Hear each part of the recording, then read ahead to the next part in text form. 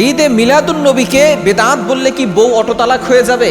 আমরা অনেকেই যারা সোশ্যাল মিডিয়া ইউজ করি তারা অনেকেই দেখেছি যে এই কথাটা নিয়ে বারবার ছড়াছড়ি হচ্ছে যে ঈদে মিলাদুন নবীকে বেদাত বললে, হারাম বললে নাকি বউ তালাক হয়ে যাবে এবং সে কাফের হয়ে যাবে। অবশ্যই যদি কেউ নবীজি সাল্লাল্লাহু আলাইহি সাল্লামের মিলাদকে অস্বীকার করে, মিলাদ মানে হচ্ছে জন্ম, আর সিরাত মানে নবীজি সাল্লাল্লাহু আলাইহি সাল্লামের আদর্শ, নবীজি সাল্লাল্লাহু আলাইহি সাল্লামের জন্মকে যদি কেউ অস্বীকার করে তাহলে সে তো অবশ্যই কাফের হবে এবং অবশ্যই নবী সাল্লাল্লাহু আলাইহি সাল্লামের জন্মতে খুশি হতে হবে। এবং যারা নবীজি সাল্লাল্লাহু আলাইহি সাল্লামের জন্মকে নিয়ে কটূক্তি করবে অথবা নবীজি সাল্লাল্লাহু আলাইহি সাল্লামের কোনো বিধানকে নিয়ে কটূক্তি করবে তাহলে সে অবশ্যই কাফের হবে এবং তার বউ কিন্তু অটোই তালাক হয়ে যাবে। তবে অবশ্যই আমাদেরকে সতর্ক থাকতে হবে, নবীজি সাল্লাল্লাহু আলাইহি সাল্লাম যতটুকু করেছেন আমরা ততটুকু করছি কিনা। ঈদে মিলাদুন নবী বলতে আমরা কি বুঝি? ঈদে মিলাদুন নবী মানে হচ্ছে আরও একটি ঈদ। নবীজি সাল্লাল্লাহু আলাইহি সাল্লাম দুইটি ঈদের কথা বলেছেন, একটা হচ্ছে ঈদুল ফিতর, একটা হচ্ছে ঈদুল আজহা।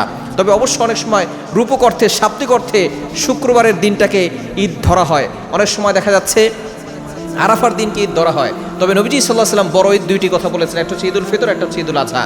তবে অনেকেই বলেন সবচেয়ে বড় ঈদ হচ্ছে ঈদে মিলাদুন নবী। এই নবীজি সাল্লাল্লাহু আলাইহি সাল্লামের জন্মের দিনটাই নাকি সবচেয়ে বড় ঈদ। নবীজি সাল্লাল্লাহু আলাইহি সাল্লাম এটা কতটুকু পালন করেছেন আমাদেরকে ততটুকুই মানতে হবে যতটুকু কোরআনে আছে, যতটুকু হাদিসে আছে।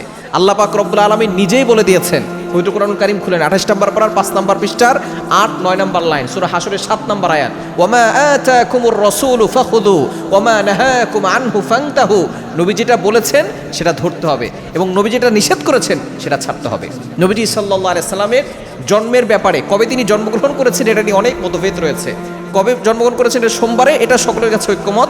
তবে কোন তারিখে, রবিউল আউয়াল মাসে জন্মগ্রহণ করেছেন, কেউ কেউ বলেছেন 8 তারিখ, কেউ কেউ বলেছেন 9 তারিখ, কেউ কেউ বলেছেন 12 তারিখ, কেউ কেউ বলেছেন 10 তারিখ, কেউ কেউ বলেছেন 17 তারিখ, অর্থাৎ তারিখ অনেক মতভেদ রয়েছে। এবং আবু বকর সিদ্দিক রাদিয়াল্লাহু তাআলা আনহু এবং ওমর রাদিয়াল্লাহু তাআলা আনহু, ওসমান রাদিয়াল্লাহু তাআলা আনহু, আলী রাদিয়াল্লাহু তাআলা আনহু, হাসান হোসেন রাদিয়াল্লাহু তাআলা আনহুমা, তারা কেউ কিন্তু ঈদে মিলাদুন নবীতে জশ্নে জুলুস পালন করে নাই। এখন অনেকে দেখা যাচ্ছে এদিনে সিন্নি বিতরণ করে, খিচুড়ি বিতরণ করে। নবীজি সাল্লাল্লাহু আলাইহি সাল্লাম জন্ম উপলক্ষে কি করেছেন? নবীজি সাল্লাল্লাহু আলাইহি সাল্লাম জন্ম উপলক্ষে রোজা রেখেছেন। নবীজি সাল্লাল্লাহু আলাইহি সাল্লামকে জিজ্ঞেস করেছিল, ইয়া রাসূলুল্লাহ আপনি সোমবারে রোজা রাখেন কেন? মুসলিম শরীফের হাদিস, তিনি বলেছেন আমি সোমবারে জন্মগ্রহণ করেছি, এজন্য শুকরিয়া আদায় করণার্থে আমি সোমবারে রোজা রাখি। যদি কেউ নবীকে ভালোবেসে থাকে তাহলে সারা বছর সোমবারে রোজা রাখা তার জন্য হচ্ছে অনুসরণীয়। সে নবীজি সাল্লাল্লাহু আলাইহি সাল্লামকে ভালোবেসে জন্ম উপলক্ষে তিনি রোজা রাখছেন। নবীজি সাল্লাল্লাহু আলাইহি সাল্লামকে ভালোবেসে আপনি কেক কাটবেন, ওয়েলকাম ইয়া রাসূলুল্লাহ, ওয়েলকাম ইয়া রাসূলুল্লাহ, এই ধরনের কথা যারা বলে এবং এই ধরনের স্লোগান যারা দেয়, আপনি নিজেরাই চিন্তা করে দেখেন যে এই স্লোগানটা নবীজি সাল্লাল্লাহু আলাইহি সাল্লামের শানে কতটুকু যায়। যারা নবী সাল্লাল্লাহু আলাইহি সাল্লামকে বেশি ভালোবাসা দেখায় শুধুমাত্র রবিউল আউয়াল মাসের 12 তারিখে, এই দিনে তারা ফজরের নামাজ পড়ে না, জোহর পড়ে না, আসর পড়ে না, নামাজ না পড়ে, যারা নবীজি সাল্লাল্লাহু আলাইহি সাল্লামের সুন্নাতকে না মেনে, যারা ঢোল তবলা বাজিয়ে, গান বাজনা বাজিয়ে জশ্নে জুলুস পালন করে, তারা কখনো নবীর সত্যিকারের আশেক হতে পারে না। এভাবে নবী সাল্লাল্লাহু আলাইহি সাল্লাম কখনো ঈদে মিলাদুন নবী উদযাপন করেন নাই। সুতরাং এই ঈদে মিলাদুন নবী অর্থাৎ 12 রবিউল আউয়ালে ঢোল তবলা না বাজালে, গান না বাজালে, এরপরে হচ্ছে জশ্নে জুলুস পালন না করলে, সিন্নি খিচুড়ি না খেলে যদি কেউ বলে যে সে কাফের হয়ে যাবে, তাহলে এটা হচ্ছে তার ভুল ধারণা। অবশ্যই আমাদেরকে এই বিষয়ে সতর্ক থাকতে হবে। নবীজি সাল্লাল্লাহু আলাইহি সাল্লামের আদর্শকে পরিপূর্ণভাবে বাস্তবায়ন করতে হবে।